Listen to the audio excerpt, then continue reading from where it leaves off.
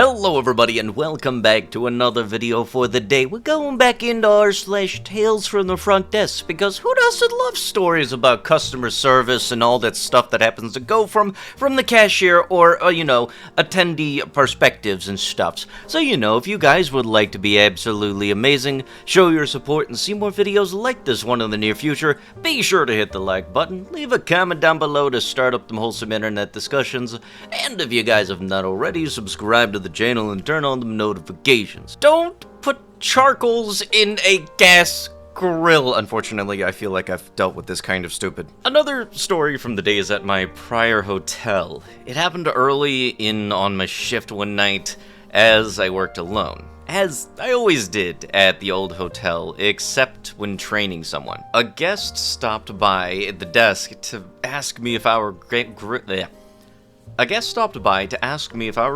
were gas or charcoal. When I answered gas, he informed me that guests had put charcoal in them.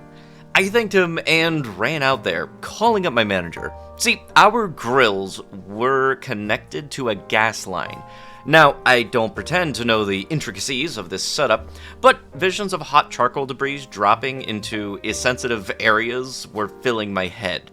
At the time, a vision of a small cookout filled my actual vision, set up by a woman who didn't understand why myself and the manager were closing down the grill area. Her boyfriend came back with more food and joined in on the arguing, with the couple believing that shutting down their cookout was some form of retaliation and not a concern over potentially blowing up the hotel. I didn't get their room number over the incident, but there was only one elevator. Not my smartest, but I learned from my mistakes. They ended up taking the rear stairwell, the only one accessible from the floor to their room instead. After a couple of minutes, I realized that they had grabbed their stuff from the grill area and had gotten past me at the desk. I locked up the grill and set about figuring out who they were. As much as I would like to take credit for being smart, they stopped by the front desk and pretended to apologize in a backhanded way. The woman told me that her boyfriend was from Georgia and didn't understand how things worked down here. I was puzzled for a second because I didn't understand how geography had that much of an effect on knowing how grills worked. Then it clicked when she was calling me racist, and I wondered how she thought Georgia was considered the bastion of racial enlightenment compared to Florida. Regardless, she made it pretty clear that she lived locally, but her boyfriend didn't. And when I asked them to cap off their apology by telling me their room number, they gave me a number for a room that didn't exist in our hotel.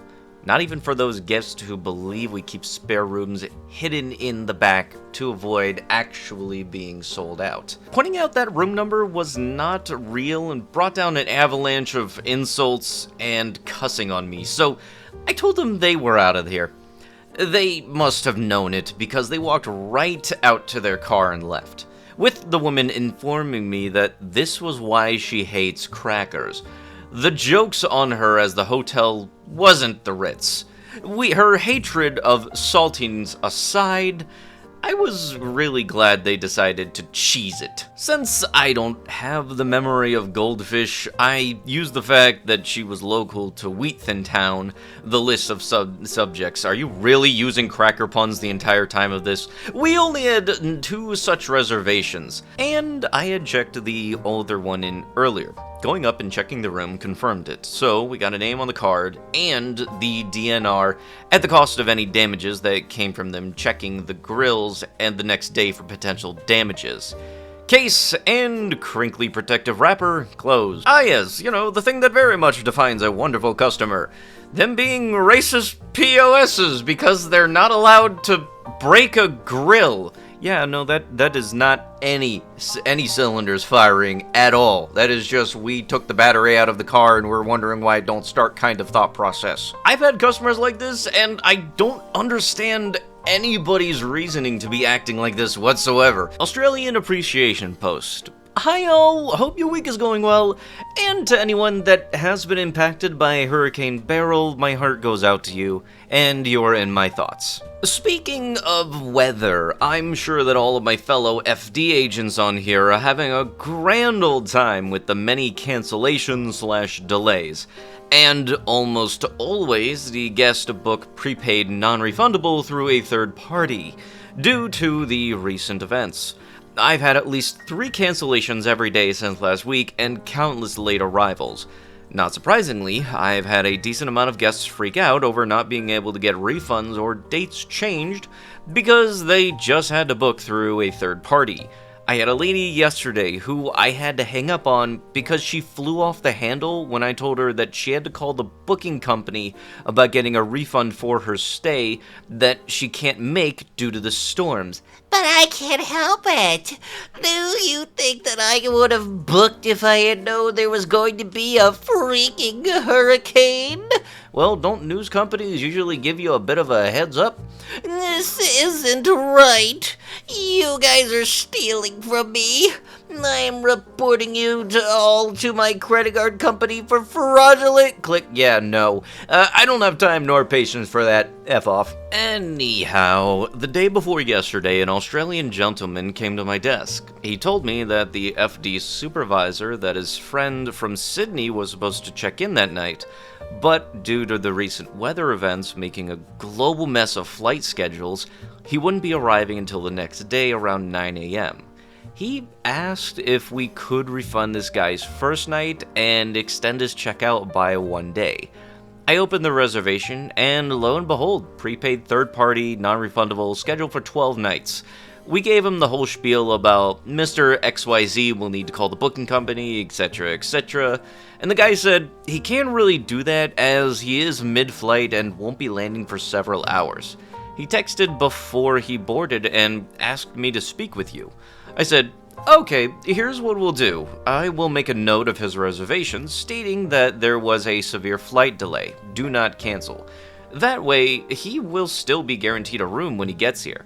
After he's rested up, we can deal with the booking company. The guy said, beautiful, thank you so much, and walked away.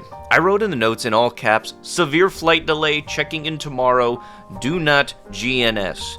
Then my FD supervisor went on our hotel employee online portal and posted the same thing. So, Sydney guy shows up yesterday right at 9:15.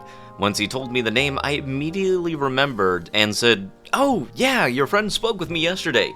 Glad to see you made it safe and sound finally. The guy said, yeah, me too. It's been either flying or stuck in an airport for the last 25 hours. Please tell me there's a room available. I am so tired. I'll take anything. To which I replied, no problem, sir. We aren't too busy today, so I'm sure that we can find something for you. He said, God, you're an angel. Thank you. I got a little flustered and giggly. Not gonna lie, he was handsome AF. And said, well, I've done plenty of long-haul international travel myself, where everything got screwed up, so I get it. He said, beautiful, and then hands over his ID. I open up his reservation, and it was freaking canceled.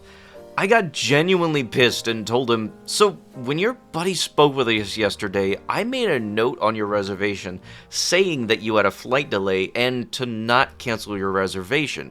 My FD supervisor also posted on our employee portal about this, so I have no idea why the hell it was canceled. I am so sorry, sir. And he goes, oh, right then, well, we're all good, not your fault, but let's figure out a plan B. Thank God my FD supervisor came to the desk at that moment, and I explained to her what had happened.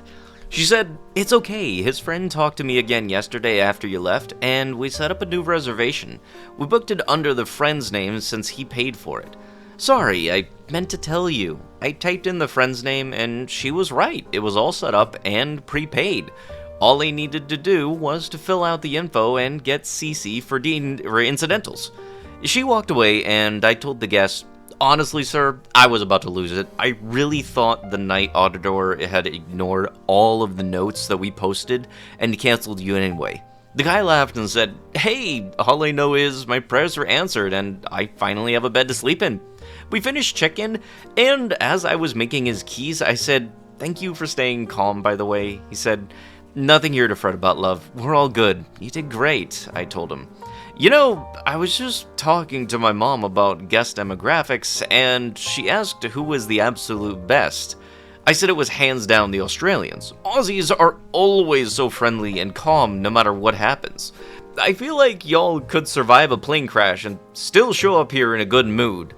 I literally have never have any issues with you guys. He laughed and grabbed his keys and said, "Glad you're a fan. Tell your mom I said cheers. Good day, miss." Yeah, I will tell you this right now. Whenever we have, like, bad things happen, but at least the customer is understanding, that is a very much a needle in a haystack scenario for a lot of times. Because if something like this happens, unfortunately, the majority of the time, the person is going to be upset, irate, anything of the sort, so you just, like, mentally prepare for the shitstorm. So when you get, like, proven wrong and that it's not actually going to be bad and they're understanding and everything, there's a weight off your chest that comes off and is like, I did not know what this day was going to be like this. So please, for the love of God, if something does happen in a system, like, yeah, if you did happen to book through a third party, please do not take it out on the people behind the counter. You did it through a specific system, which means in order for things to be corrected, you have to go through that specific system again. Also, a little bit of a fun fact, if you're nice to the people behind the counter, they will actually do stuff for you, like in this story with them making sure that they had a room available for them. Another BS GXP survey. Before I get into the details, here is the survey. Everything was perfect except the interaction with one person at the reception desk. They provided inaccurate information twice in regards to laundry. I was initially told that all supplies for laundry, detergents, and etc. were available for purchase, which was incorrect, or they were out of stock. I then used DoorDash to get the supplies, and there was no way to get change or quarters at the property. So, my entire load of dirty clothes was stuck in the washer. I then called for the laundry room for help, and he said that he'd come help, but didn't come. I went back to the front desk after waiting, and he was on his personal phone. He then told me that I could go to Walgreens to get what I needed, half a mile away at 2 a.m. Great property, great location, great stay, one bad interaction with staff. So this is what actually happened. This clown called from his room asking what services we offered. I had to beg him to tell me what exactly he wanted, and he said laundry. I told him that we had one on the 5th floor. He then asked about soap, and I said, yes, we have some at the front desk. He asked about change so he could use the machines, and I told him to please hold while I go check to see if they have change. When I came back from checking 30 seconds later, he hung up right as I was about to let him know that we didn't have any. 20 minutes later, he came down to the desk asking for the change. I told him that I had checked, but I didn't find any, and I suggested Walgreens, which was nearby and always open. He said okay and left. In the morning, closer to 7 a.m., he called again this time from the laundry room asking for change. I reminded him that I did check and we didn't have any. However, our bistro bar was now open and he could ask if they have change. The guy said okay. He comes down, grabs his DoorDash stuff he ordered, and went to the bistro. On his way back, I asked him if he got the change, and the guy went ballistic. Oh, I've always been staying at this place all the time and I've never had issues. You told me the wrong information and you told me that you would take the soap to me, and I was there waiting and watching the F1 race waiting for you. You're sending me all over the place for change, blah blah blah. I was truly flabbergasted because none of what he said happened. I repeated exactly what happened and he was like, oh, so it's my fault? Anyways, I reluctantly told him another place where he could go get change. So to recap, no, I didn't tell him I'd bring any damn soap to him. Why would I when he called for change? No, I didn't tell him that the soap is for sale. It is for sale, but I normally give that stuff away for free. No, he didn't call from the laundry asking for help. If you didn't have change, how would your clothes be stuck in the washer in the first place?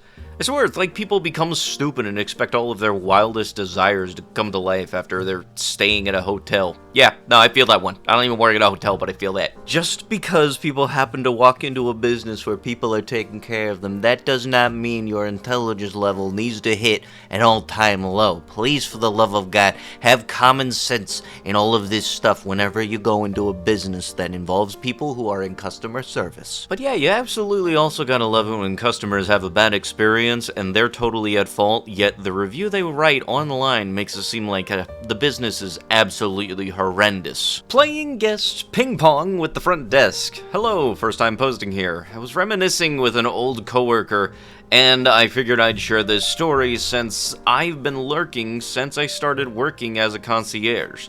This happened a few years back, so the details are fuzzy. At the time, I was working at the concierge in a hotel that had my desk directly opposite of the front desk. It was a small lobby too, as in, if we thought we could get away with it, we'd have conversations at about normal talking levels small. We were all very used to guests mistaking me for the front desk and vice versa, despite the front desk having 2 to 3 people at a time, and the concierge was always just me, myself, and I, and the very clear in-your-face signage. Only during check-in or check-out did the front desk get so obscured that you couldn't see it. But I shouldn't take a genius to see the sign to figure out that the other was the front desk, especially with the giant line. Anyways, one particular guest couldn't seem to grasp who was who, even by the second day. My friend at the front desk said that the day before, he couldn't understand why she couldn't both check him in and tell him the availability for the on-site restaurant for dinner without calling someone about it. I swear, on his second day, and my first with the privilege of helping him, I saw him every other hour or so, and almost every time, whatever desk he was at would send him across the way. He came to me asking for the price to upgrade his room. We went to them for a tea reservation. Came to me about how much he'd charged his room so far, went to them for dinner reservations, so on and so on. You get the idea? I think after the 5th or 6th time that he got bounced to the other desk, he was back in the lobby during check-in time, stood himself directly between both of our desks, and practically yelled, "I'm tired of being damn ping pong ball, so who can help me tell when my tour picks me up?" It was so quiet with the 4 of our families checking in having stopped to stare. I got secondhand embarrassment when I had to wave him over. Dude put on a whole production of sighing loudly saying, "Finally!" just as loud, and stomping his sandal-clad feet across the carpeted floor. If I recall correctly, I don't think he even had a tour booked. He just thought that he had booked it and never checked with the tour company at all before arriving. After he checked out a few days later, which he continued to announce his intentions smack in the middle of the lobby until management told him that he was disturbing the peace or along those lines, we had the joy of seeing his stay review complaining that the hotel needed to label the desks better, as front desk and concierge were already printed in giant, all-caps bold font on the top of both of our desks. So, honestly, what was he even expecting us to do? It's not like we have magical powers to gift him with reading comprehension skills. The front desk led laminated for days about how she wished she could blacklist people for sheer incompetence, but her boss said no. After that, if we had to send someone across the way, if no one was around, whoever was sending the guest would mouth ping pong over to the guest's shoulders. Nothing ever matched the levels of ping-ponging from that first time, but it was still fun regardless. Yeah, no, this very much is a type of customer I have had to deal with in person because this level of stupid, unfortunately, is all too common. For those that don't know, whenever I'm not making videos or streaming, I am working a retail job at a major chain pet store, of which has 2 gigantic 30-foot signs stating what store you're about to walk in. And I'm not even kidding on this. I've had people walk in countless times, walk past those signs, look at me at the register wearing my uniform that says the company logo on it, and ask what store they just entered. People like that unfortunately exist all too much, and it makes me very concerned on whether or not they have a driver's license. Because if you can't read what store you just walked into, I really hope you at least know how to read a stop sign. Because the Lord knows what that registers to them in their head when they see that. Old guy freaks out and yells about the state of his country and how I'm trying to deny him his rights when I asked for his ID and credit card. Joe and his wife came to stay that night with their 2 grandkids, a boy and a girl, who looked to be about 12 and 7 respectively. They had a regular reservation, nothing special, no hoops to jump through. I greeted him and asked to see his ID and the credit card he'd like to use. He said, I'm paying cash, so I don't have to give you dookie. You're welcome to pay with cash, but I still need to see your ID, and I will either need a credit card on file for incidentals or a $150 cash deposit. I'm not paying you $150, and there's a card on file, use that. I'm not able to use the card on file, as we both don't have any way to tell if you are the owner of that card. This government is doing everything it can to punish people just for exercising their right to pay in cash. Oh, word? I didn't realize that my hotel was run by the government. Yes, sir, you're so right. Mr. President Biden wrote our incidentals policy himself. Geez, I'm not making as much money as I should, you know, being a federal employee and all. I just patiently waited, my face being like, meh, the whole time. Totally unimpressed, LOL. Joe starts getting red in the face and throws his credit card down on the desk. You know what?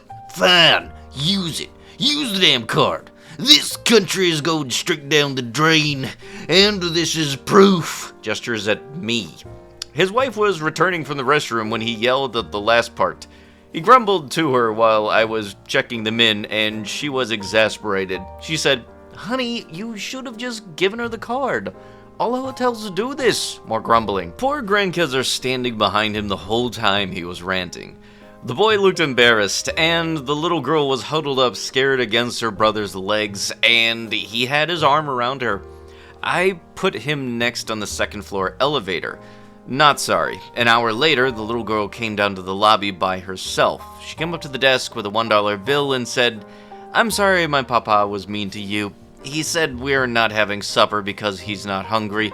He gave me this to buy something I can share with my brother. Can I buy any food with this? OMG, so not only did he send this 7-year-old little girl downstairs in a strange place by herself, he also wasn't going to get them dinner just because he wasn't hungry.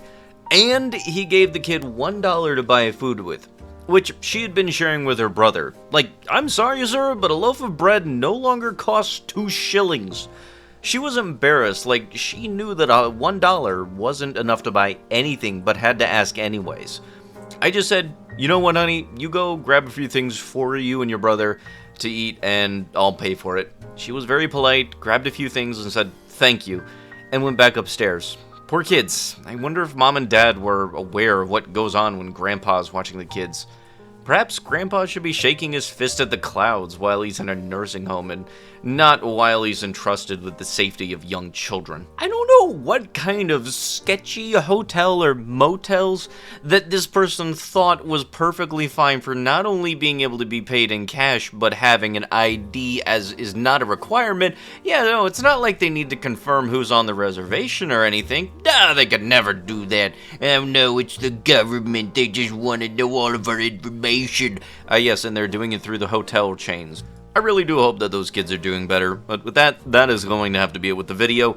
If you guys would love to be absolutely amazing, show your support, and see more videos like this one in the near future, be sure to hit that like button, leave a comment down below to start up them wholesome internet discussions, and if you guys have not already, subscribe to the channel and turn on them notifications. I'll be sure to see you guys in the next one. Thank you so much for watching, and bye-bye!